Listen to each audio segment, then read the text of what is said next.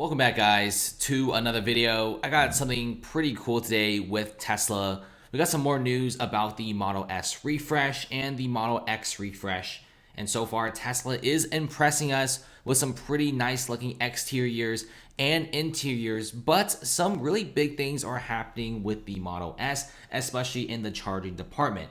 I think two of the biggest things people have with electric vehicles is one, the mileage or the range isn't far enough. Like, you gotta charge your vehicle every 200 miles, but with the Model S, the range is incredibly high at around 400, so that should solve some sort of an anxiety. Then people say, well, I don't like electric vehicles because they take way too long to charge. I can't blame them for that because filling up a tank of gas takes just a few minutes, whereas charging an electric vehicle all the way to 80 or 90% is roughly 30 to 45 minutes, and that's just way too long. With some vehicles, that's even longer than that.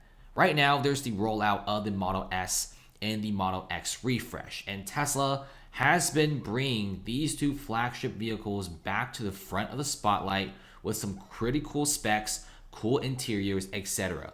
And right now, the Model S is extremely fast, and Musk has also increased the price of the luxury sedan, which also made a lot of people mad because the price used to be at $69,000 and now it's $80,000. If you want the autopilot, it's going to be like $90,000. If you want new wheels, if you want a different color, if you want just a different colored interior, you're looking at a price of very close to 100 grand for one Tesla Model S. And that is not cheap at all. And the Model S is showing off that it's capable of replenishing 200 miles of range in just 15 minutes of charging. This efficiency makes the Model S refresh about 12% faster than the Model 3, which before this was the fastest charging Tesla vehicle.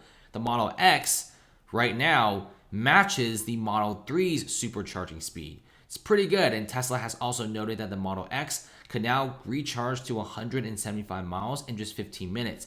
Some people, when they travel to different cities and they just need a couple hundred miles of range and they don't really have that much time, it's really bothersome if you take a long time to charge. So 200 miles in 15 minutes is a pretty chill number. I guess you could play Mario Kart in your vehicle, or maybe just look at your smartphone for 15 minutes and your vehicle will be charged really well. And what's even cooler is Tesla did not use the 4680 battery cell for this. In fact, Tesla is still using the 18650 battery, which has been used in the old days of the original Tesla Roadster. So Musk is doing something really well. Just imagine if they implement the brand new 4680 battery into this. I think charging could definitely be, charged to 200 miles in less than 10 or 5 minutes. Like, I'm really impressed by this, especially with Tesla using an older battery and still achieving incredible results. And with the Model 3, it's pretty nice. 20,000 different charging stations, 15 minutes of charge for 175 miles, and you got some really good range. It's like 350 to over 400 miles per single full charge.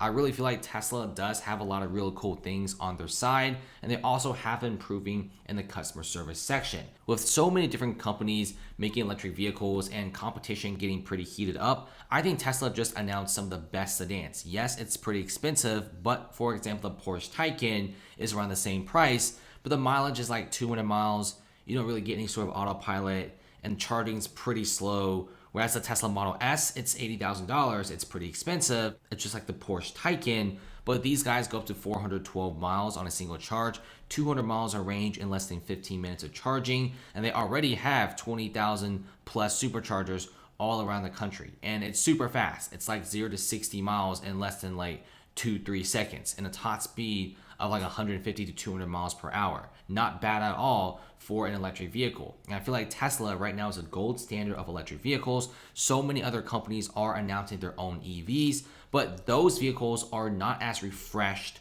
or good or fast as the Tesla vehicles. Tesla has been perfecting the battery, the software, whereas other companies are just now getting into the electric industry market, which they're several years behind, in my opinion. At this current moment, you do have Tesla getting better customer service. They have doubled their mobile fleet in the past several months, and that has been helping a lot of customers get good customer service. A lot of times the Model S's, the Model 3s, for example, have like little dents or the paint is scratched off, or maybe just need like a tire rotation. You can actually get one of the members in the mobile fleet to come over and check on your car, which is very convenient and very awesome.